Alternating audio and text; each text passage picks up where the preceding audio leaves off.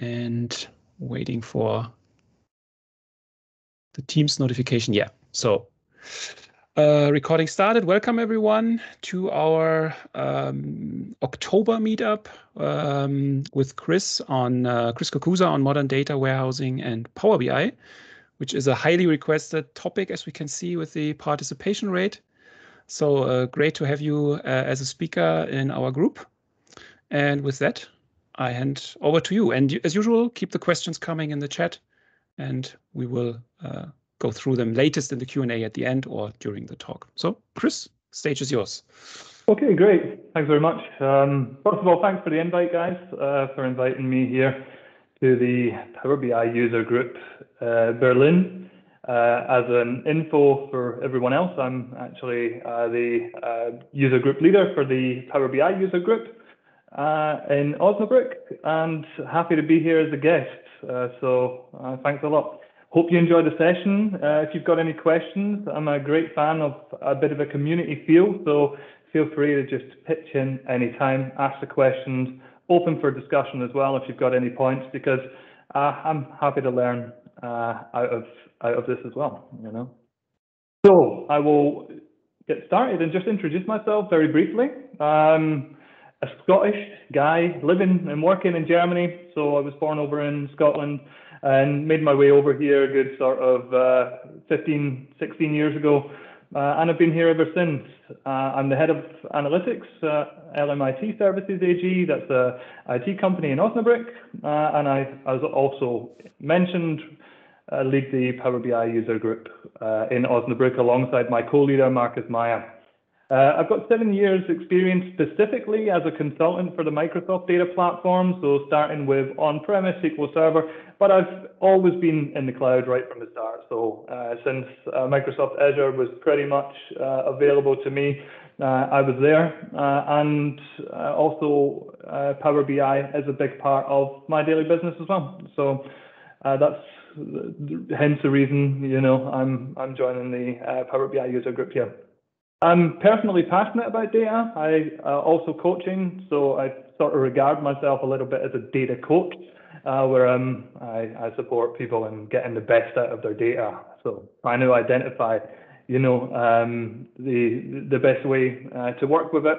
And I'm also a great fan of Formula One, which you don't find many of in Germany nowadays. Unfortunately, that means I don't have many people to talk to about Formula One. So if anyone wants to have a conversation about F1 at any time, feel free to ping me on LinkedIn or look for me on LinkedIn and add me, or maybe data warehousing. I'm happy to meet new people. That's what I'm after.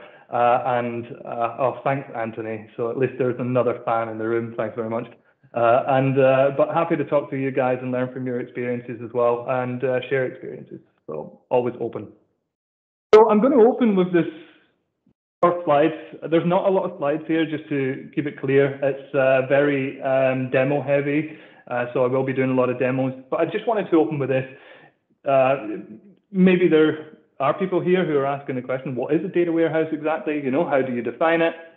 What's the definition? Well, this is a definition taken straight from Wikipedia, right? So, I mean, you can interpret what you want out of the definition of what we see here. Everywhere you look, you get a slightly different definition, but there's always a few key characteristics that always crop up. I'll go through them in a second, and you can actually see them in this quote that we've got at the bottom.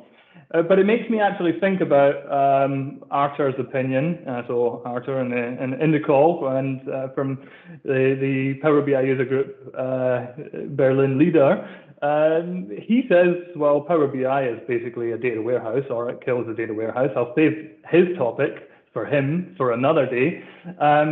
But I mean, he's not far away from it if we look at the characteristics that we can see here. So we see that it says it's used for reporting and data analysis. Can we do that with Power BI?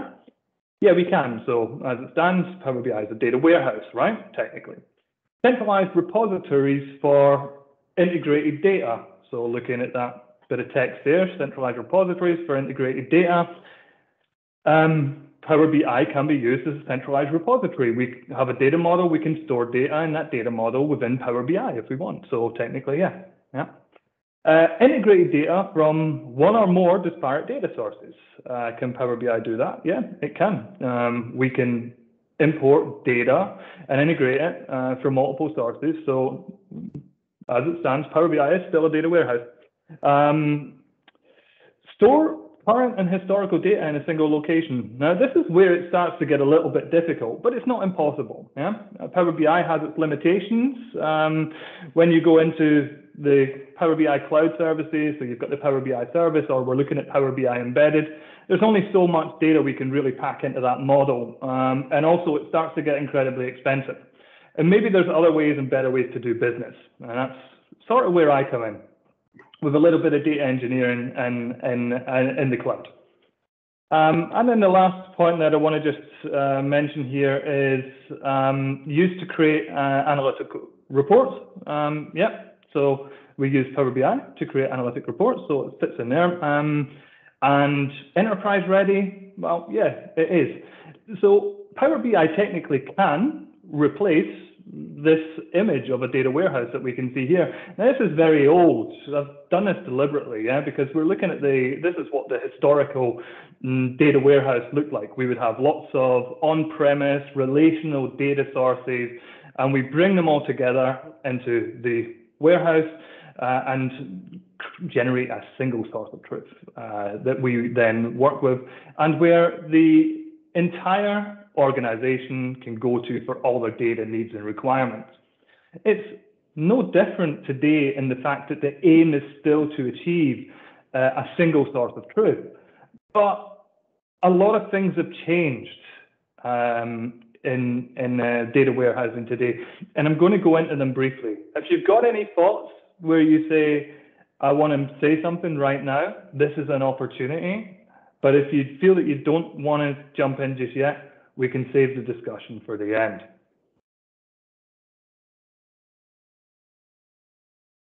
So I just drew this diagram very briefly to simplify the modern data warehouse, yeah? Because I want to just pull out a couple of components. And whenever you go online to Google, for example, the definition of a modern data warehouse, it's not quite as simple. I mean, a data warehouse, it's still a data warehouse. It just looks different in the world of today. Why does it look different? Because we have lots of different data sources, which I'll go into very shortly.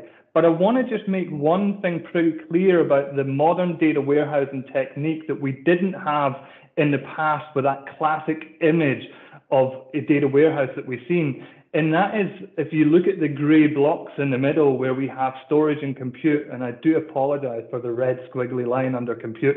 I don't know how that, I never caught up on that, but it's a screenshot from another slide that I took from myself. So I apologize for that. But if we look at this store and process where we've got storage and compute separated from each other, that is one of the things that really makes the modern data warehouse stand out, or that it's one of the key characteristics of a modern data warehouse.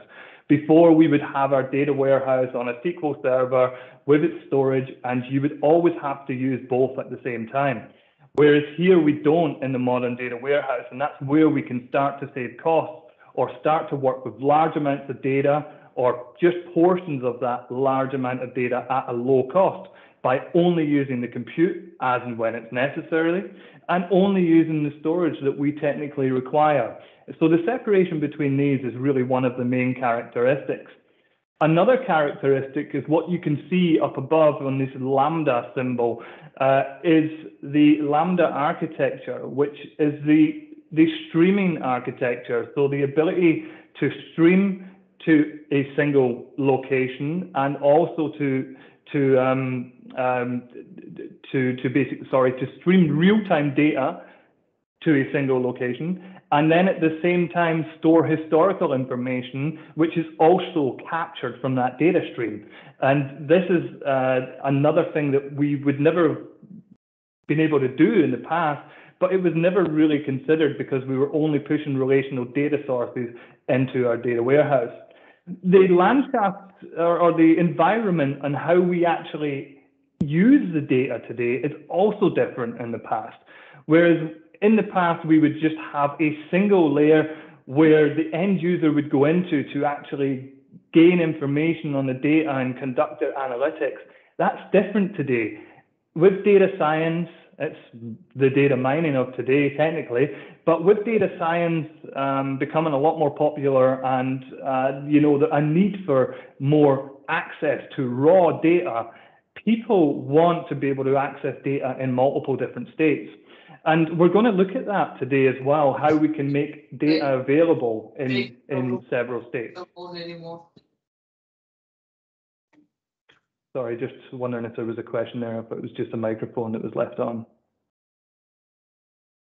Just a microphone. Okay. When we look at how the architecture looks like out of the eyes of Microsoft, now this is the enterprise level architecture that Microsoft provides. This is everything. Now they've got Azure Synapse Analytics as the main component within the processing and ingestion area. That's the new tool, obviously, from them. But what we can see in the center of that, between the ingest and process, is this data lake, this Azure data lake. And that's what it's actually all built up around. So the data lake, and you've all probably heard it before, is the storage that we're utilizing in the cloud to save our data. And this is a central repository for our data. This is technically our data warehouse of the future. Everything else around it are just the services that we require to push data into the data warehouse or to get data out of the data warehouse. And if you look to the left of this slide, you can see that we're actually pushing things like streaming data and unstructured data into our data lake today. And that's something that was never happening in the past. We weren't generating that kind of data as regularly as we are now. Sensors, IoT, every device is tracking something. And actually, we've got to try and keep up with that and have somewhere that we can process and store that information and have tools that we can utilize to process that, to make it available for machine learning use cases or for Power BI for analytics at the end. I've also put in the right-hand side here a little bit from Databricks as well, because it doesn't show up on Microsoft's architecture here. Now, Microsoft were really showing a lot of Databricks in the past, that they have Databricks as part of their architecture. This was before Azure Synapse Analytics and the Spark tools were really fully, let's just say fully functioning. Azure Databricks was really leading the way as far as Spark was concerned in the Azure cloud, but they do still have services within Azure, and they're always pushing these services to the max as well. So they're trying to get the most out of Databricks. Databricks also in Azure is really advancing with new technology to try and keep up with the movement that we've got with Azure Synapse Analytics. So we do have two main tools that we can utilize to process data in our data lake. And those are Azure Databricks and Azure Synapse Analytics. And those are the ones that we're going to look at today. I mean, this is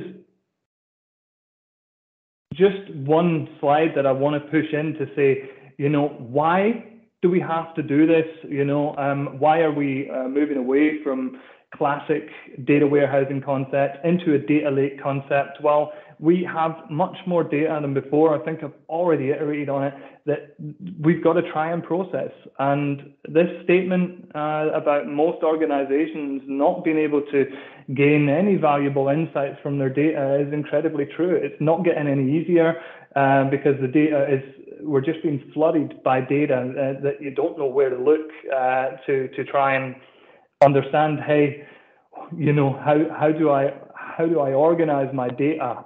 And actually, this is where you could get a little bit lost in a tool like Power BI when it comes to massive amounts of data coming from multiple systems, to try and have the ability to organize and segregate it.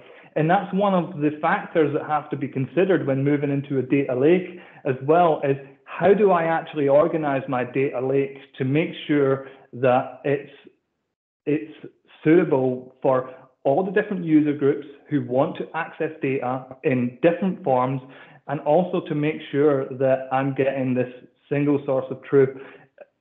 and this clean set of data available for my end users. And you would have seen, if you know anything, or if you've already worked with data lakes or done your own research on data lakes, that they can have up to 5 layers. I'm just focusing on 3 here because I see myself that we work with 3 main layers in general when we're doing the engineering. And these layers are the ones that I'm actually going to show you in the demo. So I'm going to go through the process of taking a couple of entities of data which comes in from a data stream, and I'm going to push that data through all these layers of a data lake so that you can actually see the process of how do I build my data warehouse in a data lake. And we're going to do that with both Databricks and with Synapse Analytics. So I'm sure that you guys will really enjoy that session, and that's why I say, you know, feel free to ask questions at any time. The layers, I've thrown in different names because anywhere you look, there's always a different name for them, yeah?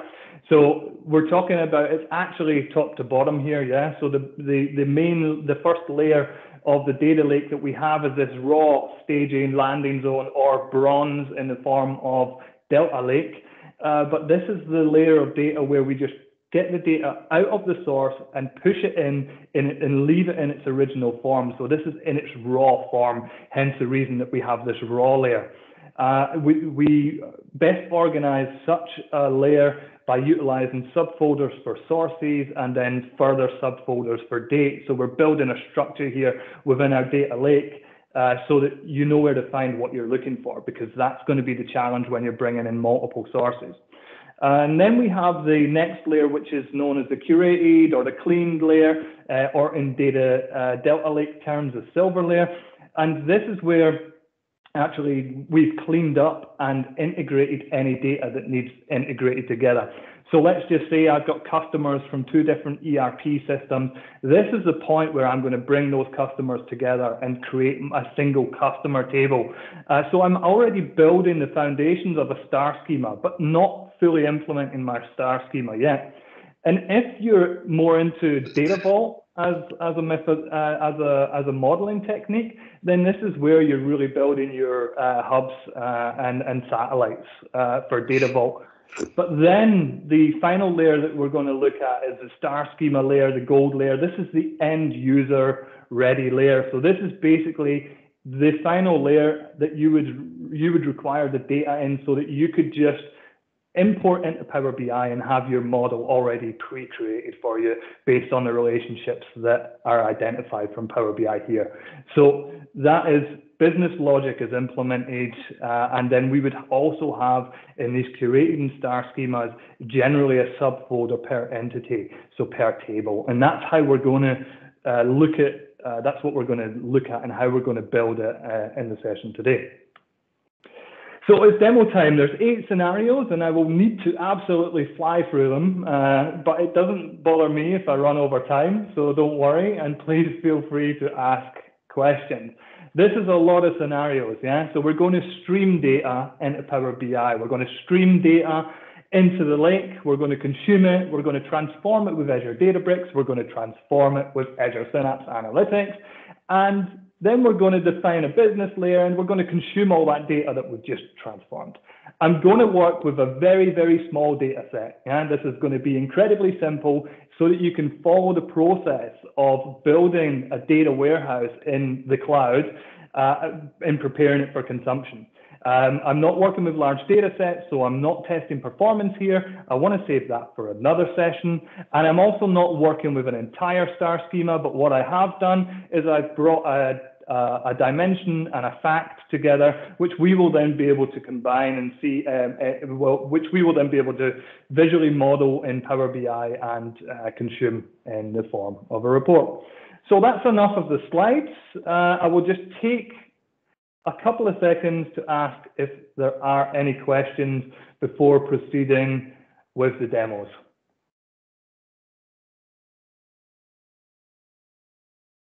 So far, no questions in the chat.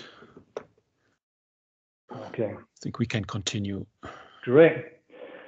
So I won't go into the details too much of the entire solutions that I've set up. If you want some information on those, reach out to me. I'm happy to share where you can get the resources from and how you can build these in order to test them yourself. But what I do have is I do have here a stream which is running into Stream Analytics. So Stream Analytics is a service which we utilize in Azure in order to capture streaming data and then push it to further locations. So we have here input streams and output streams. That's the main thing to think about. So the inputs that I have here are an entry stream, an exit stream, and a registration. Just to give you a bit of context, I am streaming data from a toll on a bridge, so that means a toll road. So when they go into the bridge, they enter the bridge, that is the entry stream. When they exit the bridge, that is the exit stream. And the registration is some reference data, so we're looking at master data basically from the car registration authority to find out if the vehicle has a licensed tax plate or not. So to make sure that that vehicle is actually legally allowed to be driving on the street. This is just so that you can see that we can combine streaming data with reference data within Stream Analytics, and we can query it in here as well. And I've set up some outputs, so 3 in specific, but we're only going to look at 2. So I've got 3 outputs, and that's the Power BI, Cosmos DB, and a data lake. So what I can actually do, and this is where it actually gets really fun and interesting, is I can use a query in the form of, I'll just start this in order to make sure that I don't lose time. So I'll just start this, but what I can actually do in Stream Analytics is I can define with a SQL-like query, and this does support the majority of functions from TSQL, where I want to stream the data into and what I want to stream into where. So I can say that I'm going to look at my entry stream, I'm going to push this into Power BI, and I've got some predicates on here where I'm going to filter as well. So I only want to look at those cars that are taking, or those streams that are taking between 0 and 15 minutes to pass the start and the end toll, for example, here. But what I can also do is I want to not just push that data into there, because that's information that I require operationally. But what about all the historical data? That's not saved in Power BI, because Power BI doesn't offer a platform to save streaming data. So I'm utilizing another query to send more data into the data lake. Now I'm getting more information on the car make, the model, getting all this information on the vehicles and then combining it with the registration information to then identify if that vehicle is legally traveling on the road or not. So these are all things that I'm able to do, and I can split these and push as many outputs as I want technically.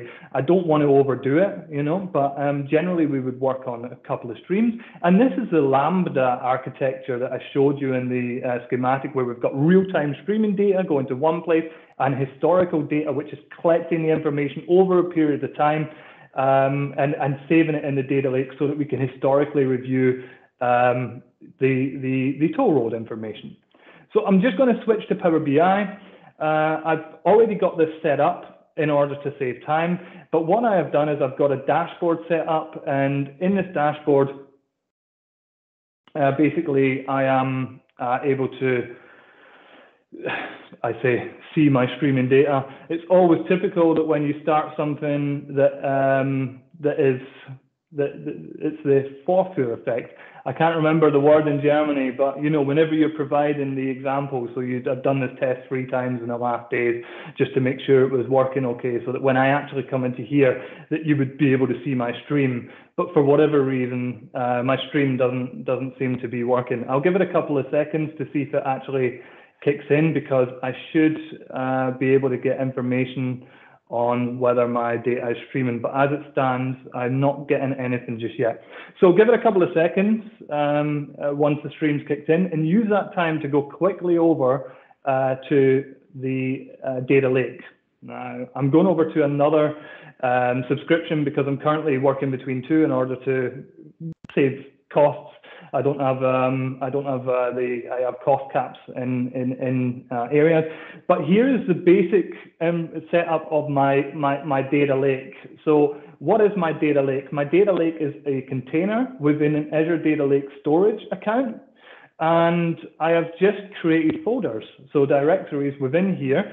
So the Data Lake Store Gen 2 uses a hierarchical namespace, which means I can build these folders and access information at a folder level at a much quicker speed. So that's important, and it's one of the main differences that we have between the sort of Gen 2 and the original Blob storage or the Gen 1 that we were using previously. So we didn't have this hierarchical namespace. So what I can do then is I can just, with folders, simply create my data lake structure. So I have my landing zone, that's my raw data. Then I have my curated zone where I got my clean data. And then at the end, I have my production zone, and that's the business ready for the consumer data. I've actually added another one in because it's quite a popular one, and it's a sandbox.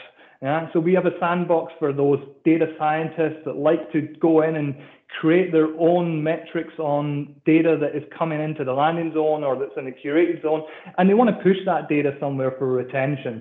And they can push that into their sandbox and always access it again in the future. So that's an opportunity for the data science role to really let loose and also save the information that they want to save here. So hopefully my stream should be running now. I don't see anything coming through on that. Still got plenty of money left, so that's not the problem. Yeah, okay. So I've got input events coming through at that point, but at the minute nothing being output. So I might have a problem. Hopefully I don't, but if I do, then I will do a recording and I will send it again. Yeah? Because at the minute, this dashboard should be updating in real time on its own. We'll come back to it, okay? I promise we'll come back to it to have a look to see if it's done anything. It's just unfortunate that at that moment in time when I want to show you that it doesn't actually happen to be working. So what we would normally see here, just for your understanding, is that we would see the input events and the output events. For whatever reason, I don't have any input events coming through. So if there's nothing coming in, then it can't push anything back out to my outputs that I've got, which is a little bit unfortunate at this moment in time. But let's go back to the second scenario, and that would be the streaming data into the data lake. So what happens at the same time as this is all going on? I'm going to go to this data lake because I'm currently using two for the two different demos. So the data lake that I'm utilizing here is this one. Yep, so I have a folder, my toll app, and this is where the log information is going. So I've got 2021, October, 19th, 20th, and as I can see, I don't have a folder here for the 21st as it stands. Yeah, that would also be created with the stream. So the stream would create a new folder automatically and push the data into here. And then I get this data streams that are put down, and they're put down directly in Parquet format. So I've said I want it in Parquet. Why do I want it in Parquet? Because Parquet is just a much, it's a compressed columnar data structure that works much quicker than CSV or JSON. That's designed from the original HDFS file format, and it basically works much quicker and uses less space. So I'm pushing Parquet data here. I want to then work with that Parquet data, and that's where I then need to switch to other tools, and that's where I need to look at things like Databricks and such like. Now, what I've got is I've prepped this landing zone here in a similar fashion. The only difference is I've just basically done a dump of everything to keep it simple. So I have all my Parquet data going into the landing zone in the data lake, and that's what we're going to take a look at now with Databricks. We're going to process that data with Databricks. Now, if you haven't seen Databricks before, please don't be overly concerned with the functionality of it and how it looks. A little bit scary. Yeah, Databricks is the notebooks that we have are basically, they can be used or addressed in multiple different query languages. We can use SQL, we can use Python or Scala. And in the background, in order to make sure that this works, I have a cluster. And this cluster is a Spark engine, so a Spark cluster, which I'm going to utilize to conduct all my data transformations. This is built by the hour, or as you can see here, we get certain sort of like Databricks units, similar to the other PaaS services that we know, like the SQL database. It gives us DBUs as well, but database units. Yeah. And I can choose a different node and scale that up and down however I like. I can auto scale. It's a pretty cool tool and gives me a lot of freedom to move around. Within this workspace, I work with notebooks as suggested there, and I'm going to go into this one once this cluster has fired up and is ready to go. Whilst I'm waiting on the cluster, there are other things that we're going to be utilizing. I'm not going to start them up just yet because actually they will probably time out after about 10 or 15 minutes. And that's the same with this cluster, that if I don't utilize it, it will just time out after the time that I defined and therefore not cost me any more money. The good thing about Databricks actually is whenever I externally address a Databricks cluster or a Spark database, this cluster ramps up and then starts to charge me money. And then when it's no longer being utilized, it powers itself down. So actually, I'm only paying for what I use. It's not going to be running in the background for hours on end. And it's not like a SQL database in Azure where I say, okay, I need this amount of data, I need this database, and it's there permanently available, and I'm paying for it monthly. Databricks is simply a pay-as-you-go service. I'm only paying for what I use. So give it a couple more minutes to set up. And I will just take a quick look at my feeds because I'm a little bit nosy in that sense. I'm still disappointed that there's nothing coming through. So, but we can, that's just unfortunately the situation that we're in at the minute. Do apologize. I know we said that before. Let me have a look.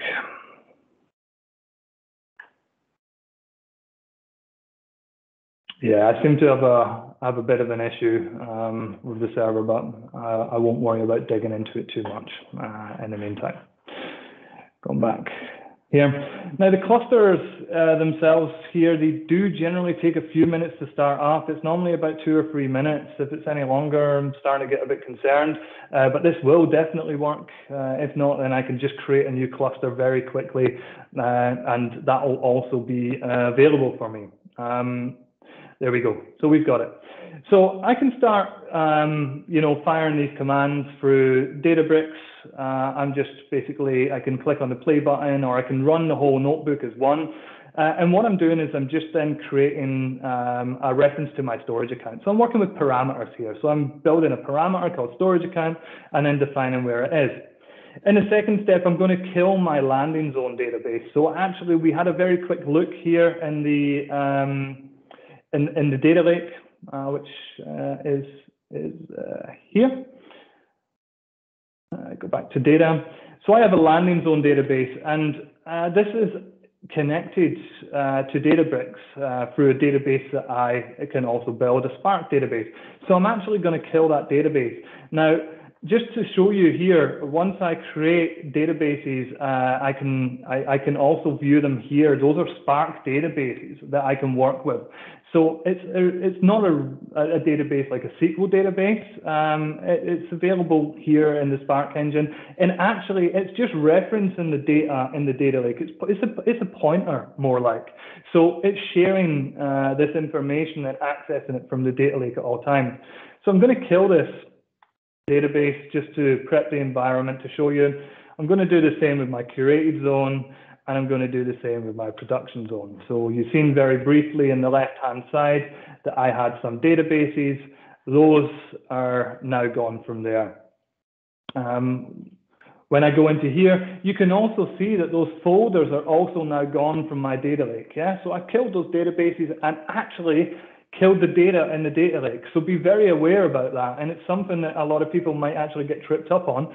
Your data is is gone, yeah, through me doing that, because it's connected. This is the pointer.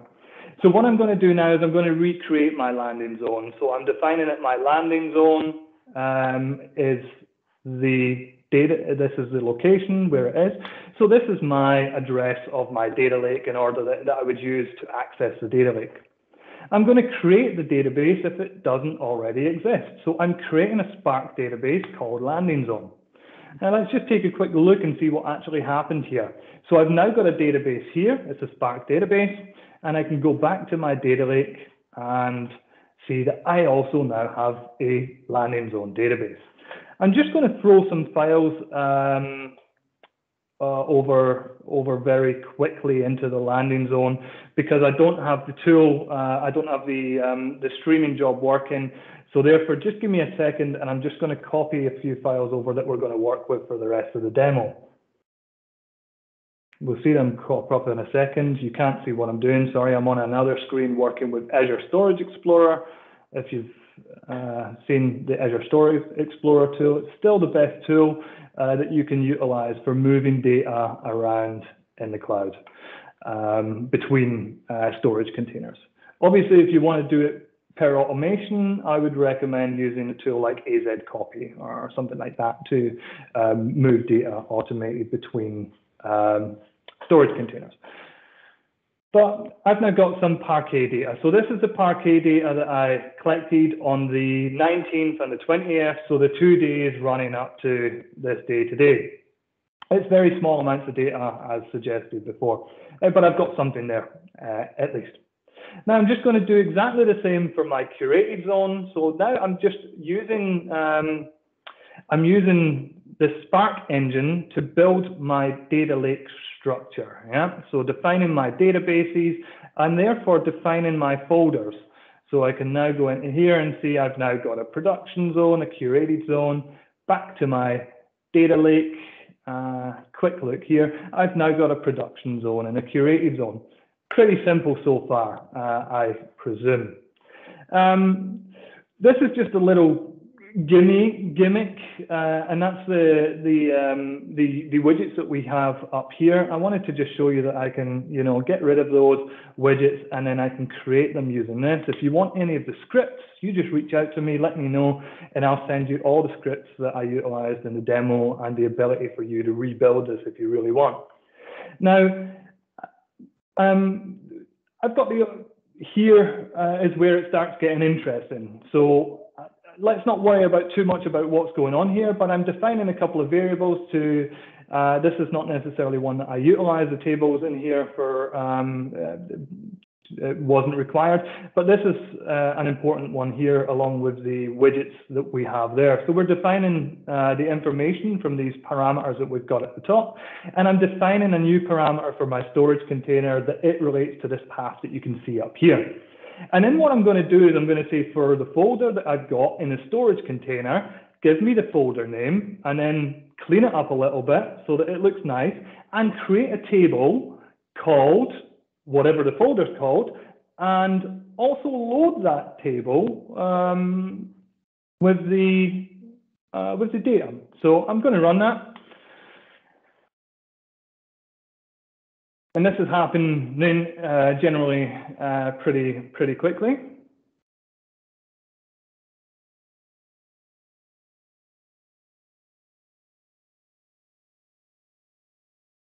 He says.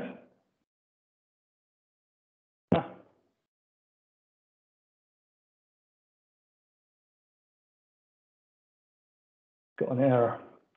So actually, it comes at a pretty good time. I don't know how I managed to pick up an error there. It might be an issue with my folder structure. But if I wanted to have a look at an error and try and find out what's going on, I can print the area that the error might be coming from. So I want to just take a quick look and say, let's print out the table name parameter to output it, so that I get a feel for what's actually going on here. So this is actually a great opportunity for you to see, hey, I got a chance here to actually sit in this window and debug, yeah? And I can see what it's trying to put out as my table name. It's putting out this .parquet. Okay, you know what I'm missing? I'm missing that heading folder. Remember, I'm asking it to look for a folder, and I'm missing a folder. So I'm going to go back into my landing zone, yeah, and actually the folder where these are all supposed to land in is missing.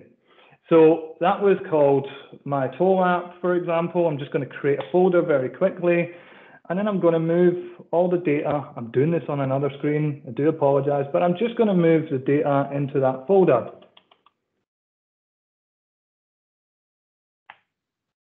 We should see it shift. So I've now got a folder called my toll app, and that's where the data resides. And this is why it's important to get the structure, because I'm always addressing the structure in the data warehouse when I'm addressing it with Databricks. Now let's have a look and see what's happening now when I put it out. Okay, great, looks good. That's what I want. So I can get rid of this, debugging is done, and I can go in and have a look and see, move the data now, yeah? So following table was loaded, my toll app. So I should be able to go here into my landing zone and have a look and see that I have some data. So I'm looking in Databricks, I'm pulling up the information on the table, I've got the schema, and I've got a sample of the data. So that's great. My Databricks has recognized that under that folder, I have data, and it is making that data available within the database that I have here. Nothing's actually moved yet, remember? Because I created a folder, I put the data in it. I didn't move any data there. I just created a path to the data. That's all that's happening there in that instance. So let's go back to my notebook.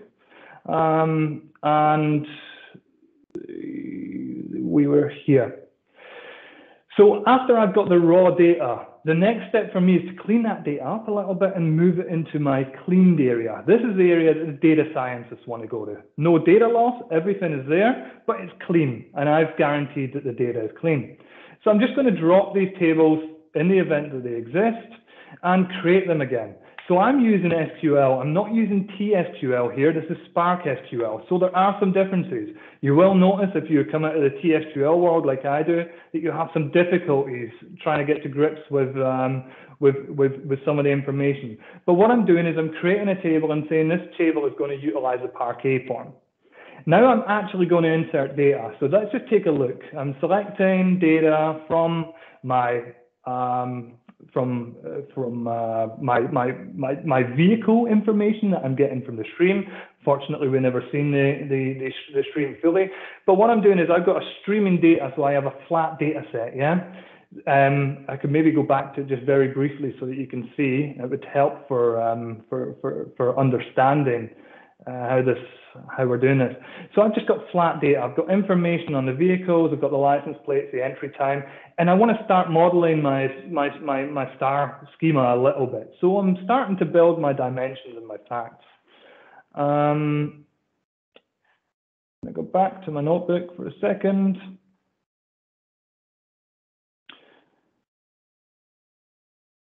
Yep, and I'm now going to insert this data. So I've just done some functions here so that you can see I'm creating row numbers, using the subquery. Yeah, so I'm transforming this data. Basically, what I'm doing in this case is I'm filtering out any duplicate information. I don't have the ability in Spark SQL, believe it or not, to use distinct. I could do if I was working with Python, or if I was addressing it in Scala, for example, but I don't. I'm addressing it with SQL. So I don't have that ability, therefore I'm doing this strange thing with row numbers and then filtering them out.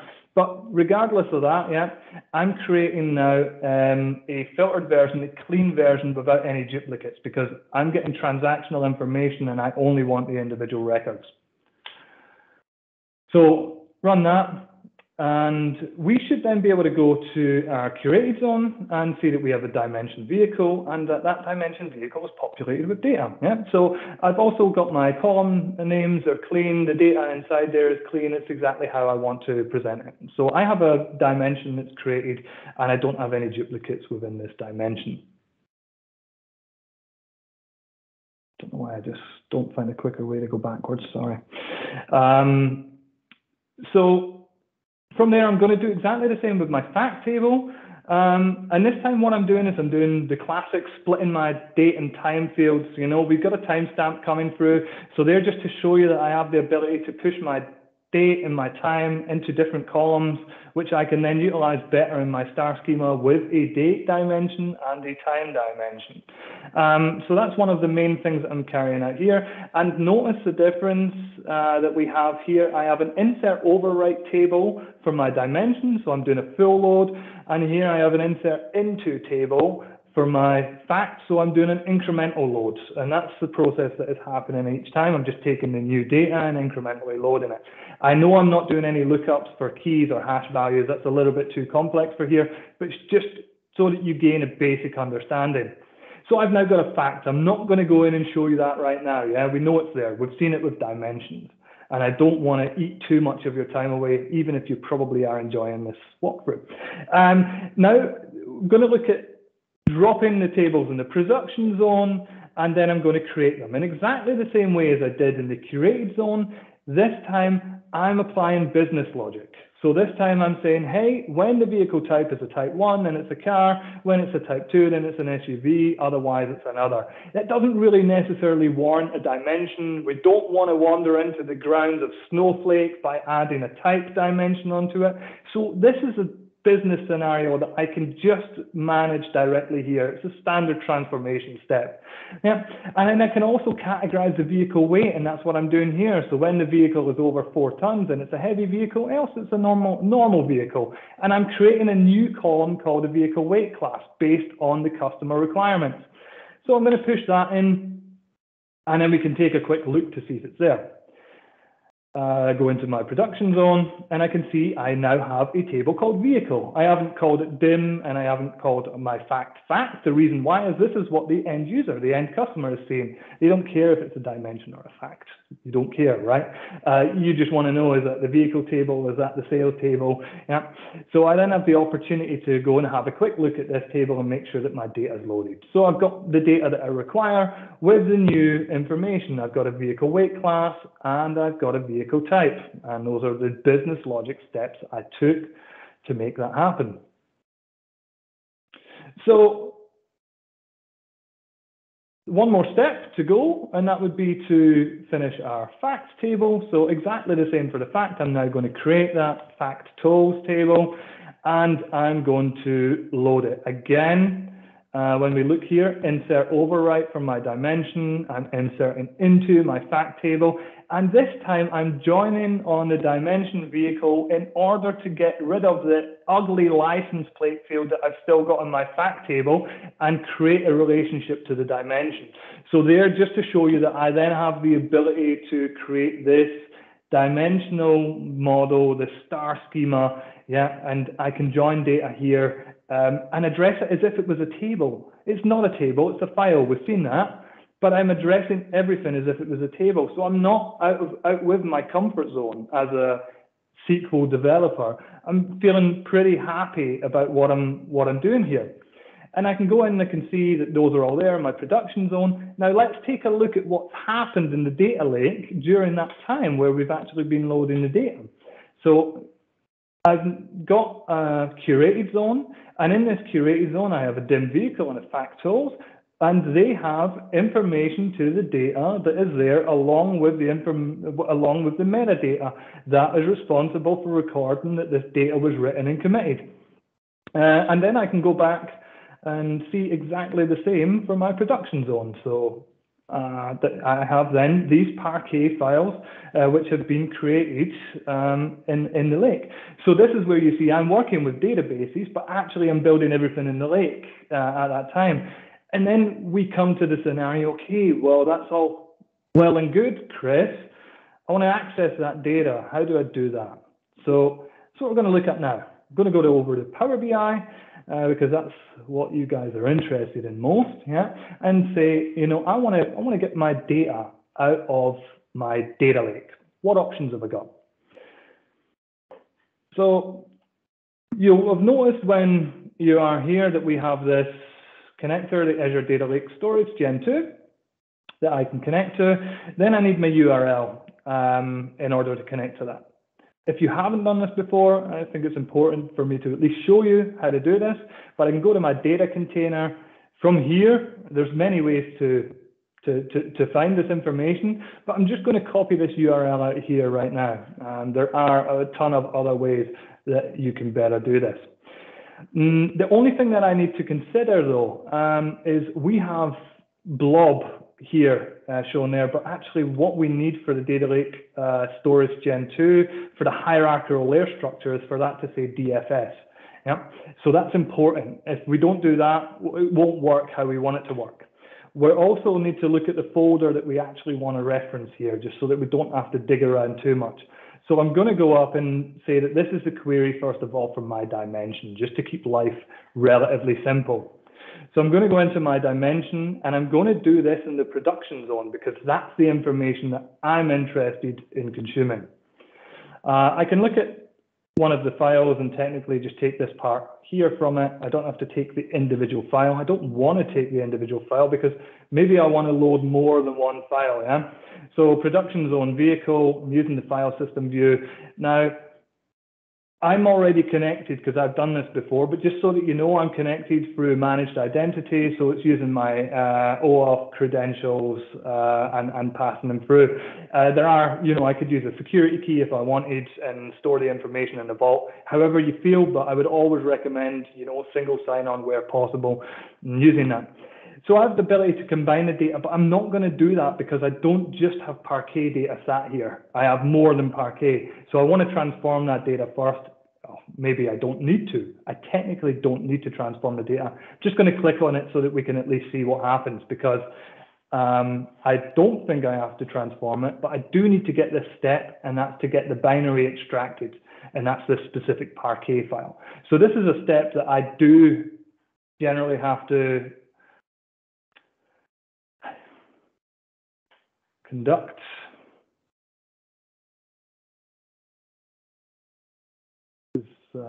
Yeah, great news. Okay, just for the event that this might have happened, I did set another one up in the background. Yeah, this time I wasn't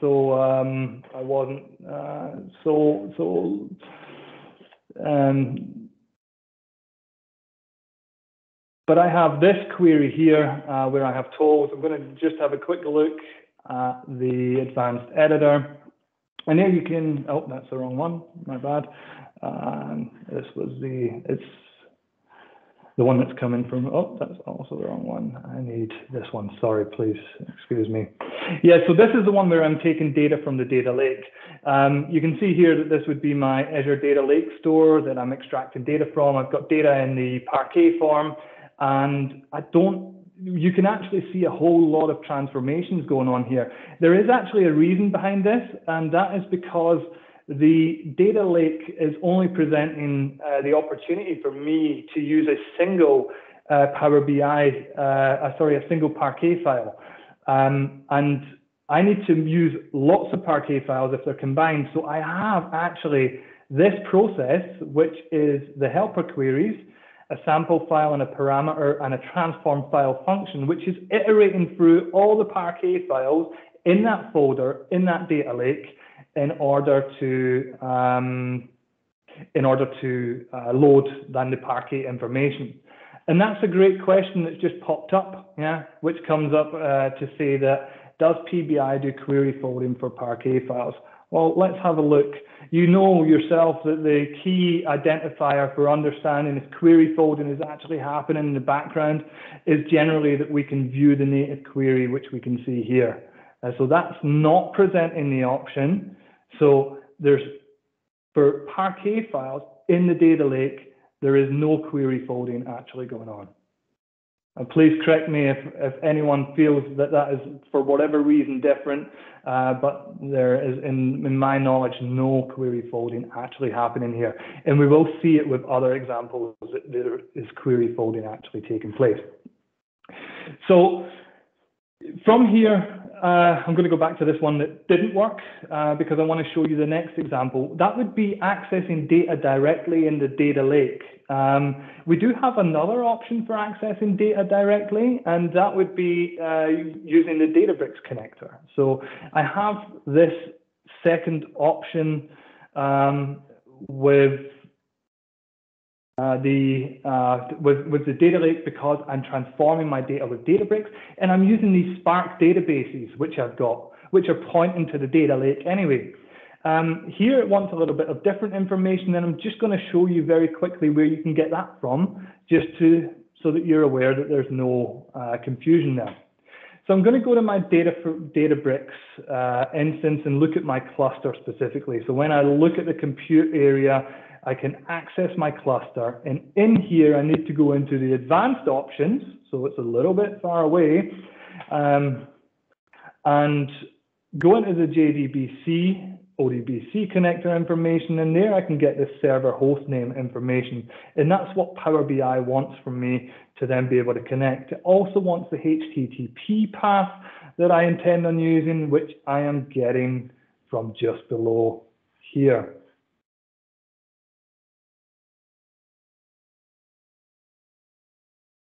I can then connect to this instance again using my current authentication, but the information is saved anyway. And here you can see I have access to the databases that are in Spark, so I can go into my production zone and I can see my tools and my vehicle tables. Here, there will be a preview that's generated, and I can then load this data.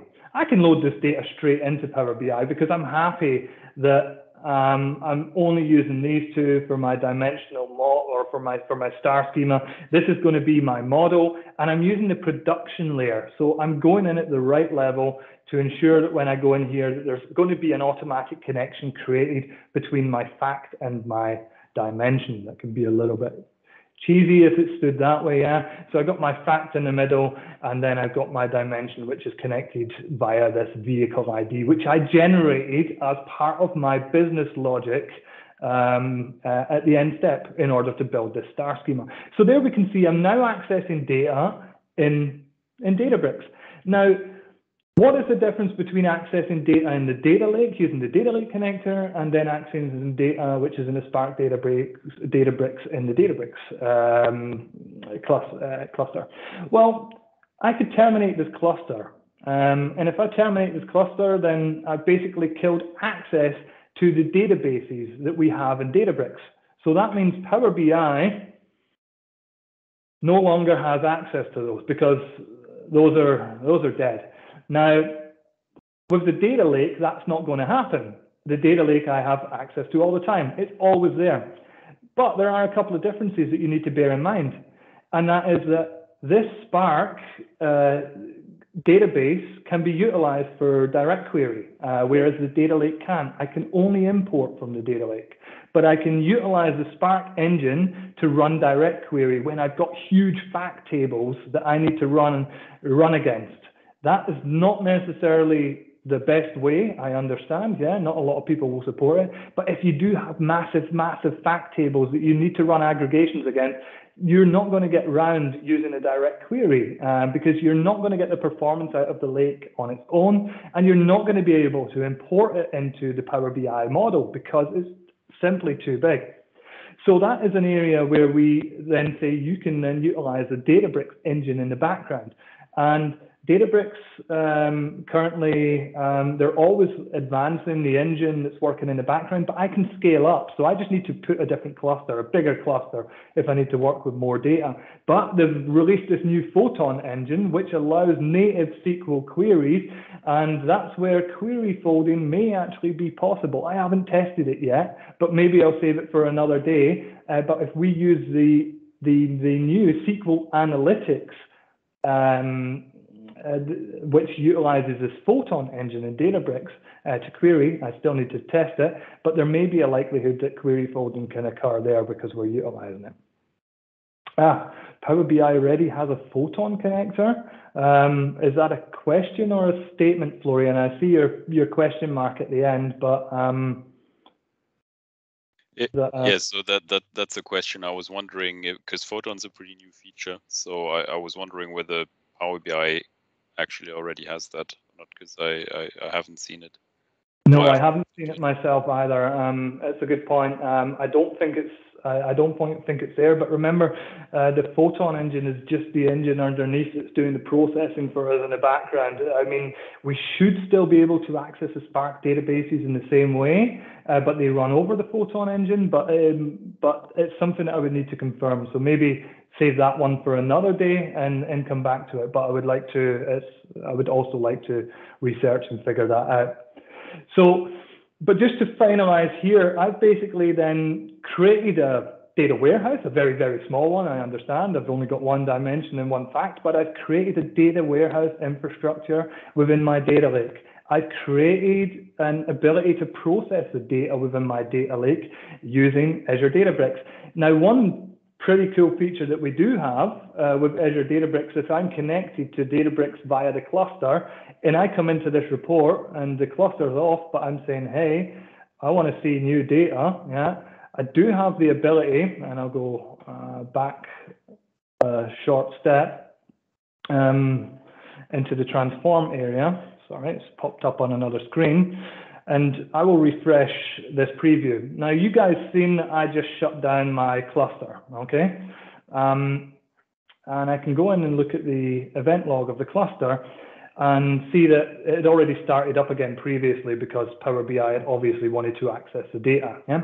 But in the background, Power BI is accessing the data from my cluster. So whenever I do refresh, my cluster is powered up, the data is accessed, and then once I reach my timeout window, it's powered back down again. It's a functionality that we do have. So it means that you don't have to have your Databricks cluster running around the clock. If you're using it for direct query, for example, because you've got big data sets, then those big queries are pushed against it. Takes a little bit longer, it's got some ramp up time. But if there's multiple large direct queries going against the data set, or if you're just doing a refresh cycle once every 24 hours, for example, then the cluster is only up for the time it needs to be, and then it's powered back down again. So it's pretty cool. Databricks can seem a bit daunting for a lot of people, even for myself. The first time I saw Databricks, I'm a SQL guy, and I'm like, oh, okay, what's this? I've got to learn how to use Python and all the rest of it. But I started to feel a little bit at home with Databricks, and I can understand, and the functionality that it offers, and how good it is for transforming data, and also not only that, but for allowing data science use cases through these notebooks to run against data in the data lake. It's a great tool, it's a great service, but there is one that just feels a little bit more comfortable for me, and that is Azure. Yeah, so we go into Azure, we've got Synapse Analytics. I'm not going to go through the entire demo from start to finish, but I do have a similar setup here.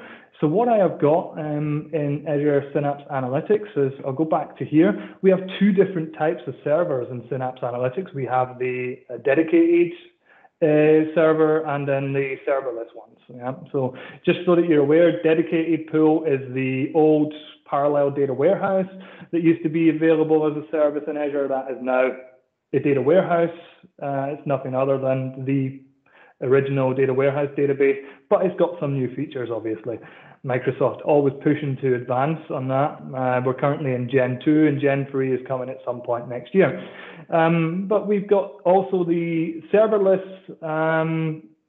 SQL, which is basically running queries. You probably remember the Polybase feature that came out with SQL Server 2016. If anyone had seen that before in the past, it was the service that was utilized to access data that was in Blob storage. Yeah, and that's a similar technology that's going on there. It might be exactly the same one. I couldn't be 100% sure to say, but there is the Polybase and the JDBC connectivity, which is actually going on in the background. But those are services that are run to allow us to access data in the data lake via a compute node. So we're utilizing the compute node just simply for any processing in the background to draw that data out of the data lake. And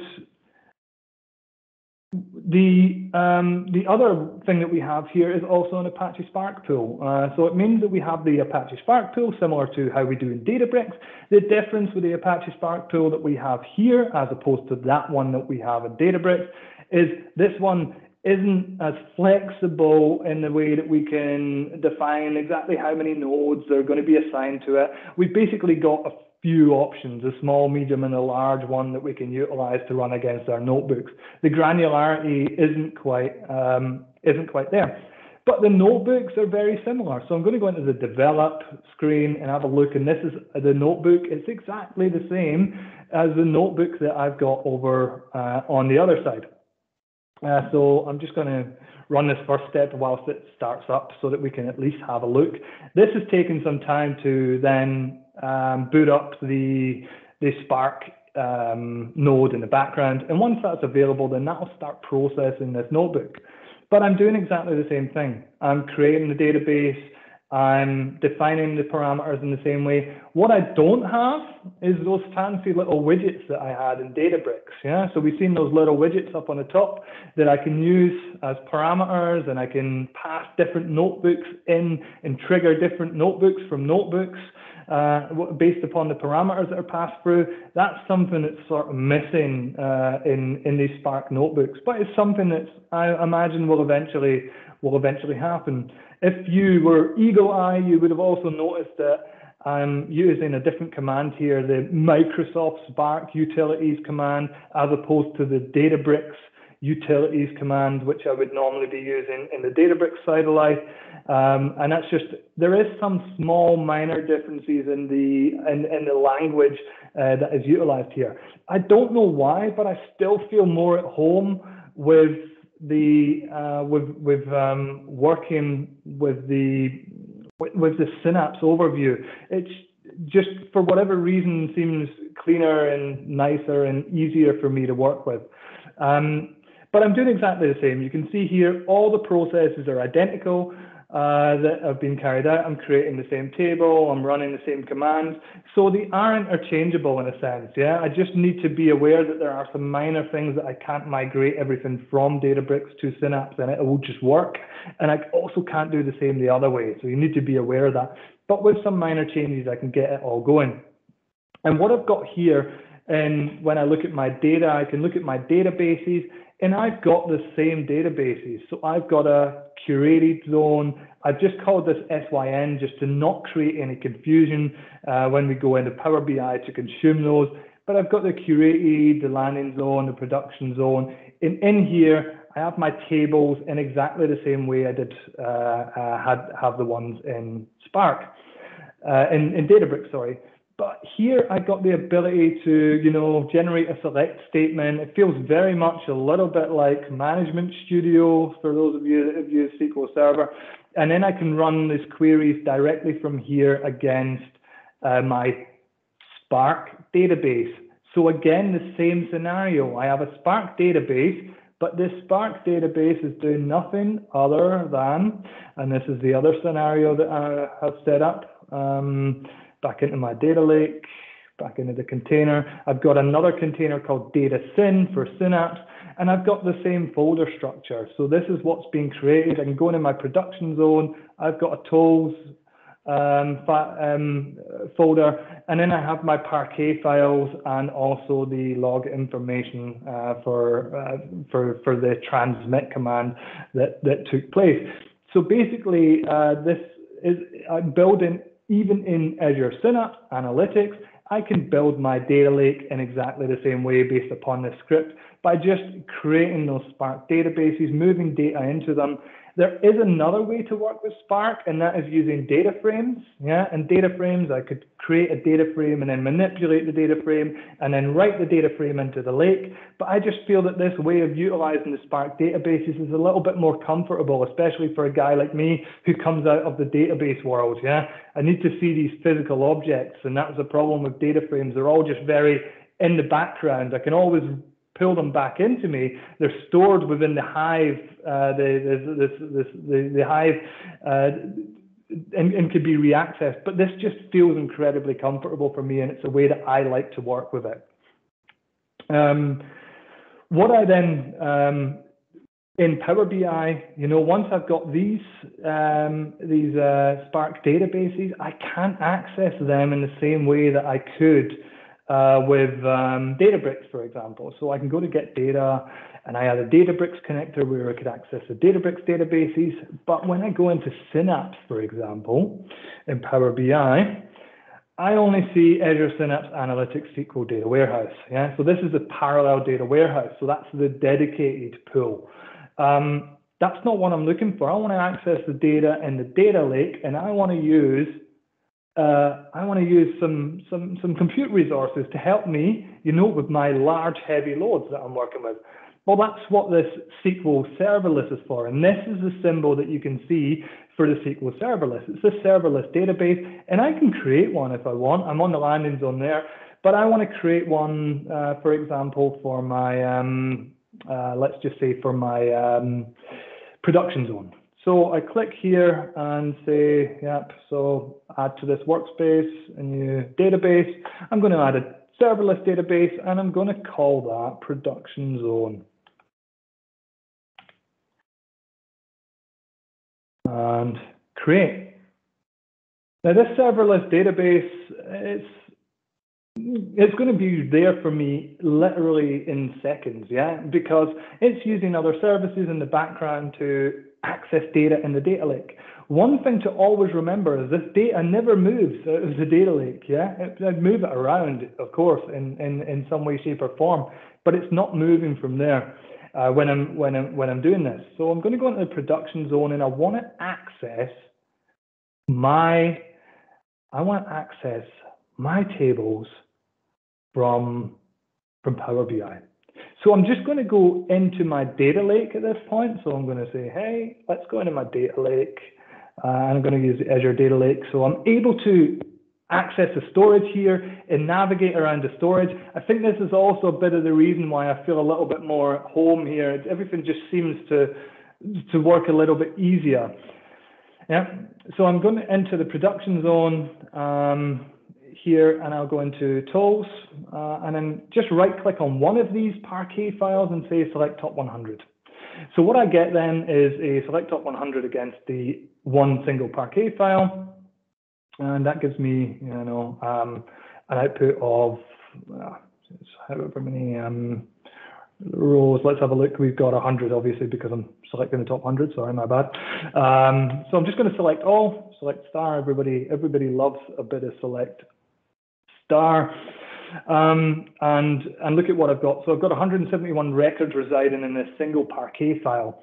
I can address the entire folder just by cutting this down a little bit, yeah, and saying get rid of that part of Parquet and go at the whole folder level and give me everything. And so what it's going to do is it's going to iterate through these Parquet files, and then I've got 519 records. Now this is actually what I'm going to use as the basis for the accessing the data here in my production zone. I'm going to create a new view. So I'm just going to right click using the tools that are available to me very quickly. And I'm just going to take this bit out and say, there we go, create view DBO dot, I think it was tools, yeah, and run that query. So I've now created a view. I'm going to test it very quickly and see that it's available.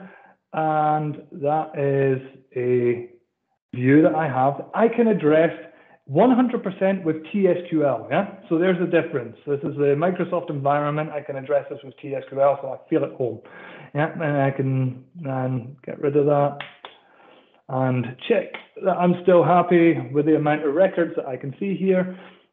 Yeah, 519, but technically I could amend my view and build it how I wanted, creating another abstract layer if I really wanted to. Over to Power BI, how do I access it? I access it as if I was accessing a normal SQL server. So I click on more, in this case, and I'm going to look for Azure SQL Database.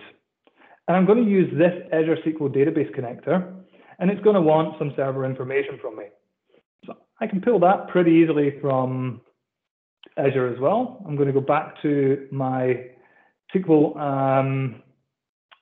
my Synapse instance. Yeah.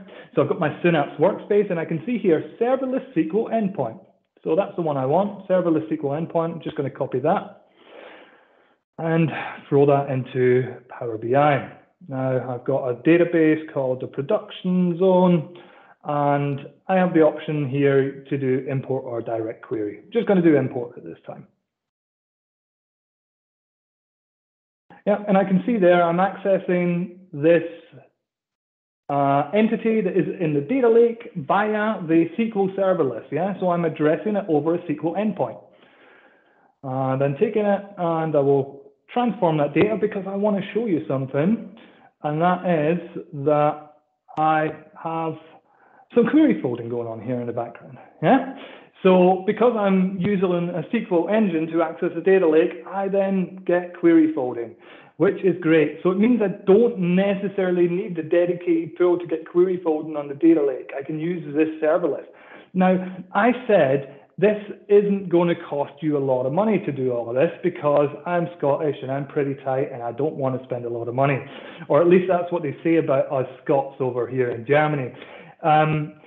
So it works basically based upon consumption. So how much data I'm actually processing. I can then go into Azure Synapse Analytics and take a quick look. I'm going to go into this instance and say, hey, I have a database, a serverless pool, yeah, so which is here. And I can get an idea of how much that just cost me. This one query basically, yeah. So I can see how much data I processed in the last 15 minutes. 17 megabytes, for example. It's not a big table, yeah. It's got 519 records. But you're charged per query here. So I'm only charged for the time that I'm using it. So 1 terabyte costs around about €4. So to put it into perspective, process 1 terabyte of data for €4. Yeah. If I'm doing a select on 100 million records and then I'm filtering it out just to return 2, there is still 100 million records that are being processed in the background before it gives me 2 records in return as an output. Just bear that in mind, yeah? It's not the data that you get back out of it, it's the data that the engine has to process, which can be a lot more than what you're actually getting back. But still, this is a great, it's a great way to understand and basically have a fully fledged pay-as-you-go system because I know how much I'm paying for my workload. Yeah, and I quite like this. Yeah, and the fact that I've got the ability to do a direct query as well means that I can use the compute resources to direct query against it.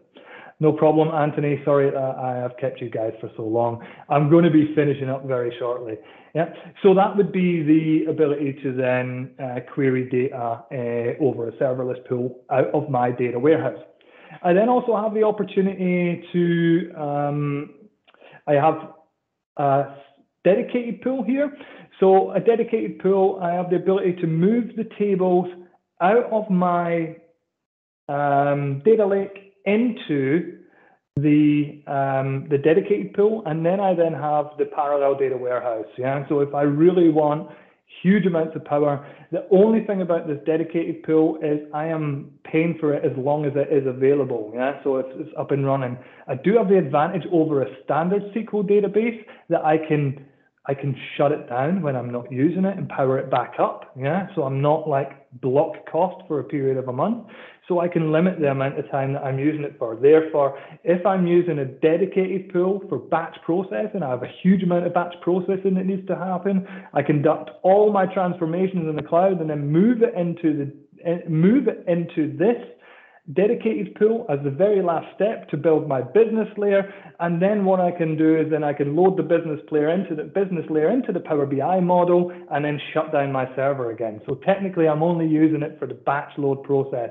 Now that's fine if we're doing 24-hour loading, but what about all that real-time data? And that's where we do come to things like the SQL Server serverless instance where we can process that kind of data. And it's fun actually just to play around with all of these and understand which one works best for which scenario. And that can be difficult to judge at times because there's a lot to choose from. Yeah? Even this just very short hour and 20 minutes that we've had so far, I've probably blown your mind with a couple of little things or maybe given you some new impulses, but there is a lot there that you can actually utilize and a lot to work with. And we haven't even scratched on the surface of looking at performance and which performs better. And that's something that I do actually want to save for a different day.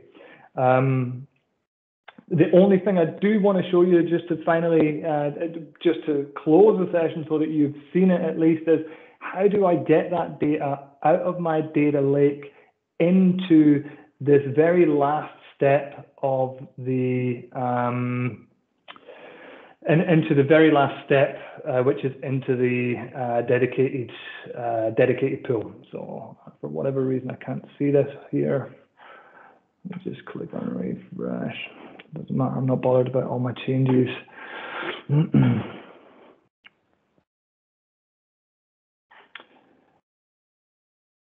Yeah, so when I right click on this initial Parquet file, I have this bulk load option.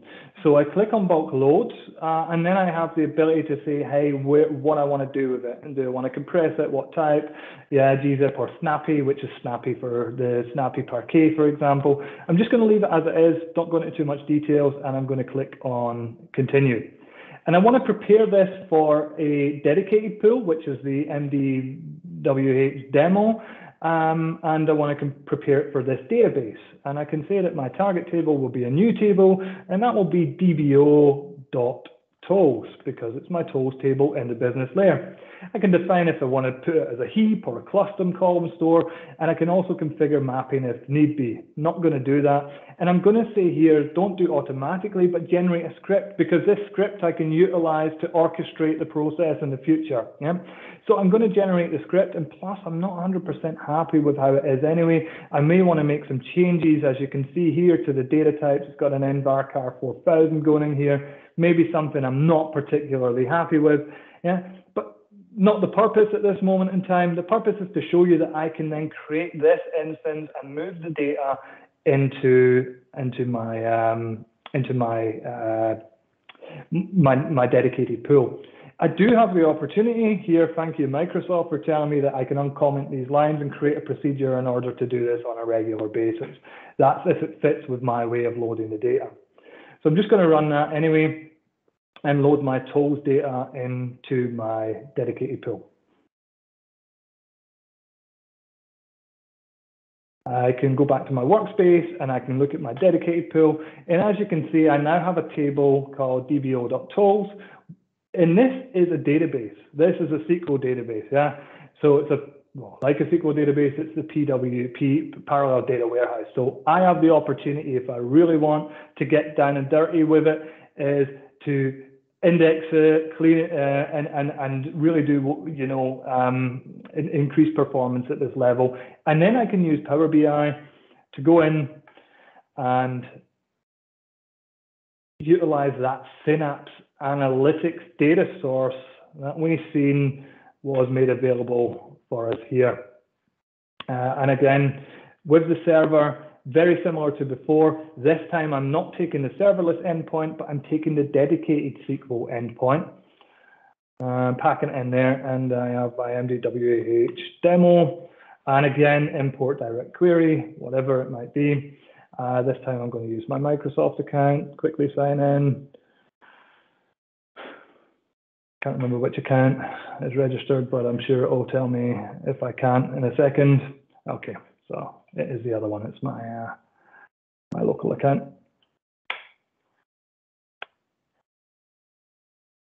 And connect there.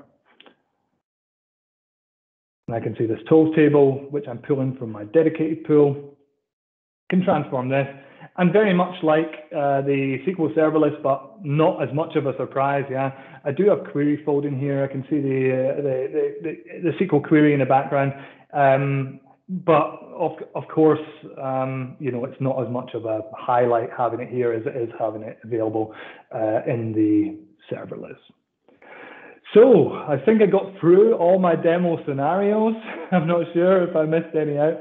If I did, I apologize. And I also really apologize about the initial streaming demo.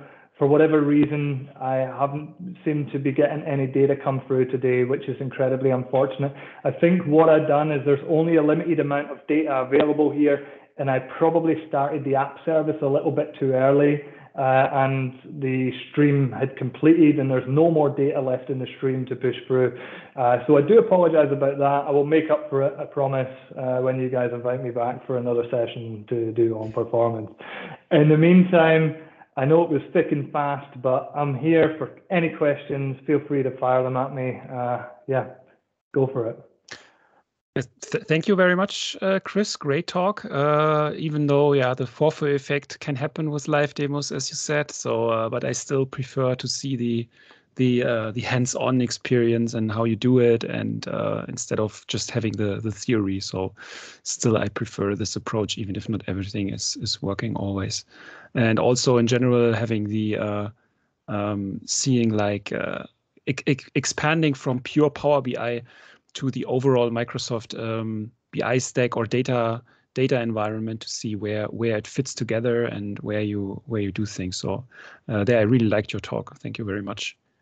Yeah, questions. If there are questions, let them come in the chat while Kris is still here, and he can answer them.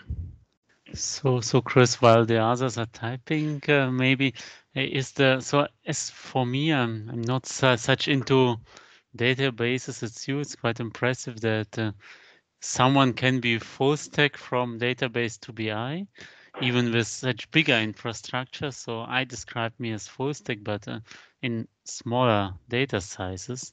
Mm-hmm. So would you do you have a scenario where you would decide to use Databricks, because the Azure Synapse looked better for me, especially because of the virtual SQL layer and the query folding, of course?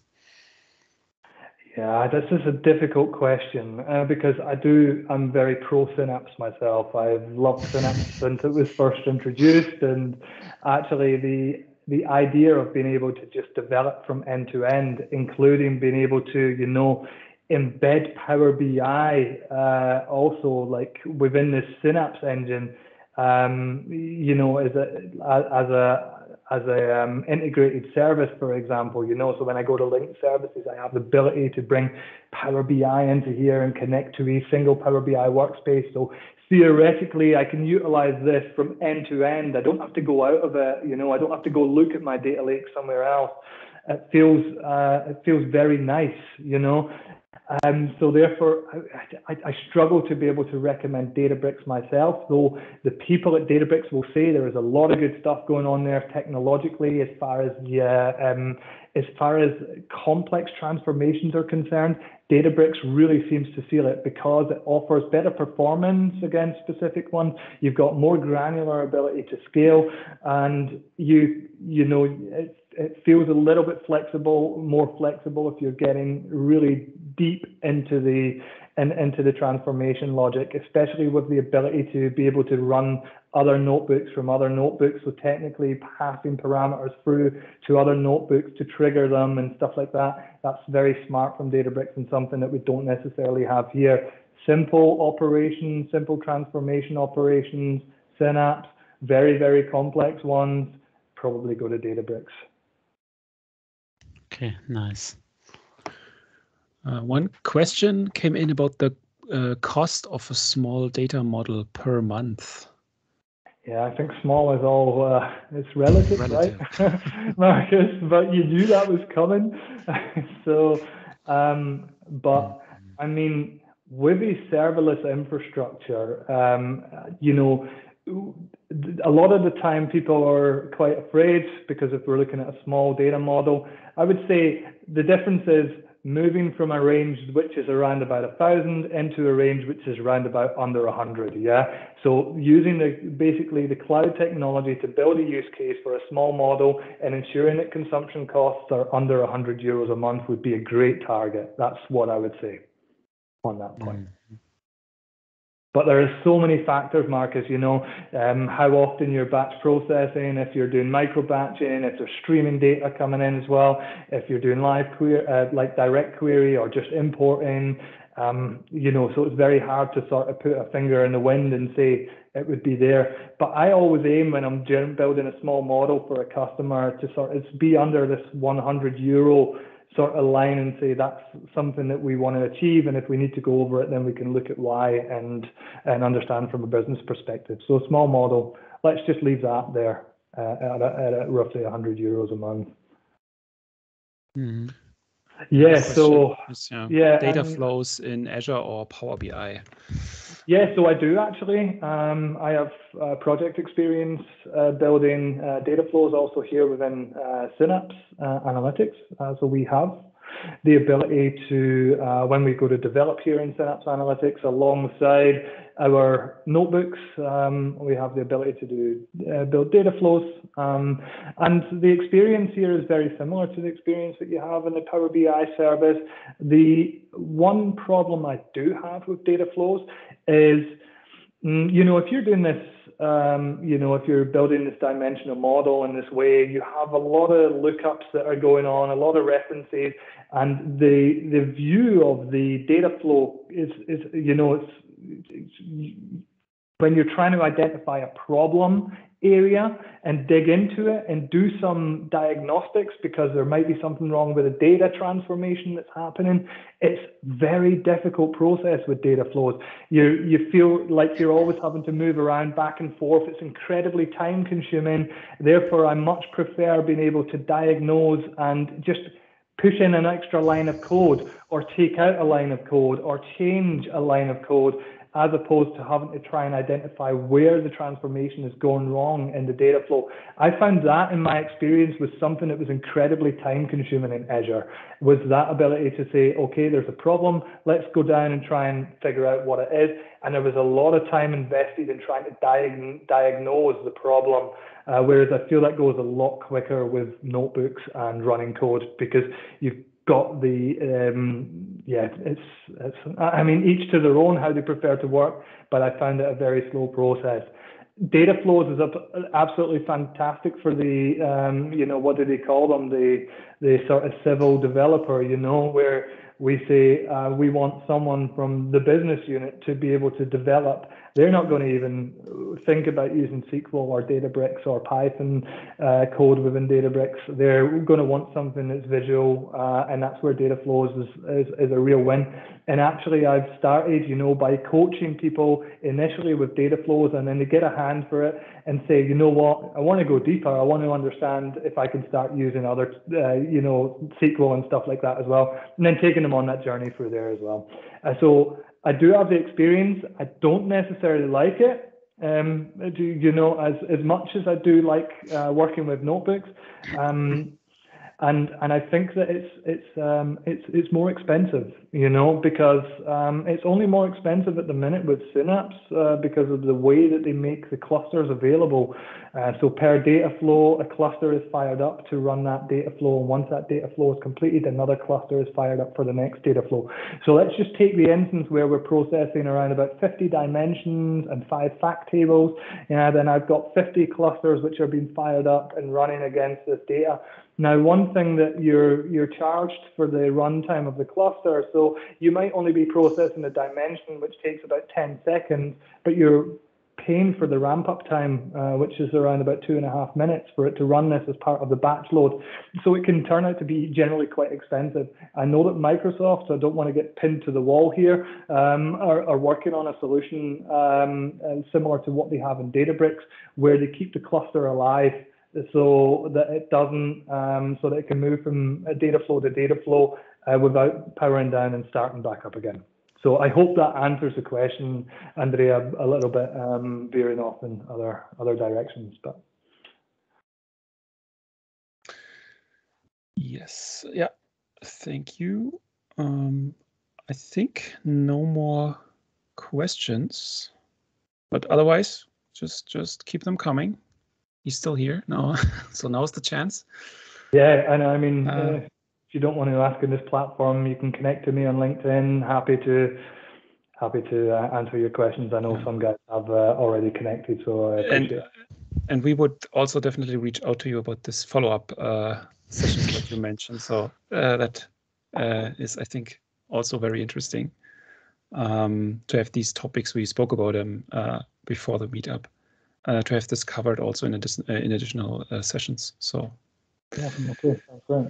So just for information, how big was your data set here for the demo? Because it was so fast. It's all times I want to show something in Power Query or Power BI data flows, it's much slower. And Yeah, I was really impressed how fast your demo was. yeah, I was deliberately working with a file which is 519 rows of data. Yeah, so as you're saying, we're in kilobytes area. Yeah, we're not even running into megabytes, and you can see that through the through the monitoring that we looked at. About how much data we'd processed with a serverless. That was just calling his records. I think it was 0.15 megabytes or something like that. Not a lot of data in there. I'd done that deliberately so that we wouldn't have any time to wait on the data. But I do want to do a performance session so that you can see, where we can sort of put a terabyte size or a close to terabyte size data set to the test. Then we have to cut the recording afterwards. Make it faster. Florian, I think, has a question. You're raising your hand. Yep. All right. Yes. So I have a question that's more from an architectural point of view, actually, because I work with these kind of systems as well, and I was wondering now that you've essentially taken some very classic data warehousing patterns, right? Like having raw data, cleaning it up a little bit, transforming it into a star schema, is the kind of stuff that has been accepted pattern in databases for 20, 30 years or so as well. With the difference now that, with these technologies nowadays, we can see the data warehouse, so the star schema is this kind of functional thing where the technical implementation, we can put it in a database or we can put it in a data lake, right? Yep. Do you have a position on this now? Where would you actually say that we're at a point where we can say, well, let's just not put this kind of stuff in a database anymore? Like, let's say we're building a data warehouse, but we're going to always keep all of the data in a lake in file format in Parquet, or are you tending towards databases still? No, I actually had a very interesting proof of concept that I recently conducted with a large company where we were looking at multiple terabytes worth of data and comparing the performance between the lake and the parallel data warehouse solution, the dedicated pool from SQL Server. And actually, the results that the parallel data warehouse was pushing out were astounding. Yeah, I mean performance-wise on huge amounts of data. I still think that if we're working with massive amounts of data and we're doing sort of this, if we're still using this batch processing, then I would tend to say let's have a let's have a database at the end. It's simple, and it works. It's fast as well. The problem is it's not all about batch. If people want to go towards micro batching nowadays, or maybe real-time streaming, and that's something that you can also do in Databricks natively. So I was using the stream, the Azure Stream Analytics to stream, but you can actually stream directly into Databricks, for example, and capture streams and have delta loading mechanisms and utilize, for example, in Databricks, the Delta Lake, where you've got ACID transactions that are actually going on. So, we are taking database and putting it into the lake technically, or that benefit that we had as the transactional log information. And I think that's something that's going to become even better over time. So I think we need to really think about, because one thing that I'm slightly not a fan of is I think we're still using old methods on new technology, and I'm not sure if that's the right way. I think we need to really refocus and start using modern modeling techniques, if even modeling techniques at all, where we say, let's look at Data Vault because it works, it scales with the use cases, and it works in a similar way to the cloud because I can just add to it in the same way that I can just add to the data lake. And that's something that I can't do in a relational database. I just can't add something, I've got to refactor it. And I think that's the biggest benefit that we've got, but we do need to change a little bit the way that we do business. And that's how we model data, Yeah, that's a good point. So, I mean, I would add to that. So I do actually implement Data Vault. So Data Vault is something that I've implemented with also when you have large companies, large data sets, actually lots of heterogeneous source systems that play into the same entities. So you gave the example of, I have some customer data coming from different ERPs or something like that. And then when you need to be able to update and iterate on the data model, it's something very good. And at my company, we do implement Data Vault in Snowflake, for example, which works very, very well. And well, still, and the star schema is an old thing, right? But I think if you're using Power BI for reporting, you're always going to be building a star schema, right? Because I think it's been shown over and over that in the vast majority of cases, Power BI performs the best when it's backed by a star schema. Yeah. And you're right there, Florian, but you can still, with the data lake, you've got that flexibility a little bit to get the best of both worlds, where you can turn around and say, I will process everything, like I mentioned when I was talking about the layers, and work with Data Vault right up until before I release into my final layer, and then actually build a star schema at the end, So it's just for the purposes of consuming with Power BI, but actually all the transformation steps are being conducted using Data Vault modeling technique. So I think that's a good way to move in. So it sounds great that you're already implementing that, and I do think that that's the future for the cloud, is to be using those kinds of techniques with a scalable platform, so that we're not just building something old on new technology, because it doesn't perform if we do it that way as well, and we end up paying more at the end, Yeah, absolutely. Thanks. Yeah, but it's a great question. Thanks for bringing it in, Florian. Yeah. Okay. Yes. Thanks, everyone. Yes. I think it's already the time record, or do you think, Kris, your session was longer about the premium per user? I don't really know. It's a head-to-head race. I don't know. Let's see. Yeah, I'm sorry, I didn't mean to break records. I know that people's time is valuable, but I'm just very passionate about what I do. So. No, I mean, again, I think I like seeing these steps, and really going into these details. So I think it was absolutely good that we took the time here. So as much time is needed, so that's no problem. And I have the recording, at least if someone really had another appointment. Oh yeah, they can go through the recording again. This will be available, as soon as possible on the YouTube channel. I will notify you over on Meetup. And in general about next things. You already saw the next session announced on the Meetup group. Our DAX workshop. There's actually also one topic slightly related to what Kris, what we spoke about in the beginning. And again, also just recently about data modeling, star schema, performance, the whole performance topic. They are all referring to Power BI only. That will be could be one of the breakout sessions there, and hopefully we will have another session, regular meetup this year. Yeah. So again, big thank you, Kris. Great topic, and awesome. Definitely looking forward to another session with you in our group, and also all the best for your user group, the user group Osnabrück, and as I heard also a talk from my fellow co-organizer Arthur is in the works there, so that's also good to hear. Sharing the love. Looking forward to it. Nowadays we are one big global virtual user group. That's the achievement, right? To create the bigger community, right? The bigger community. That's right. Yeah. Okay. So we got thank 5 more members during this session. Great.